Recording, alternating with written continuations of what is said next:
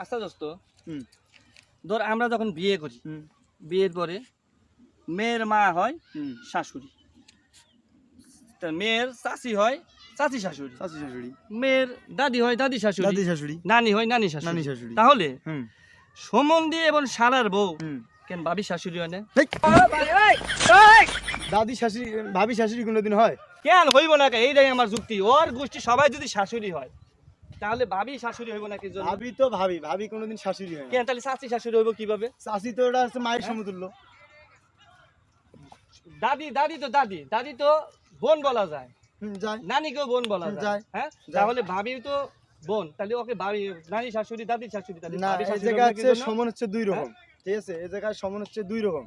যেমন ভাবি তো ভাবি হচ্ছে বোনের সমতুল্য, বা বড় ভাবি হচ্ছে মায়ের সমতুল্য। তোর কথা আমি মানবা পারলাম না। এইটা আমার মাথা আমি উচিত কথা কইছি যে এই জন্য মানবা না।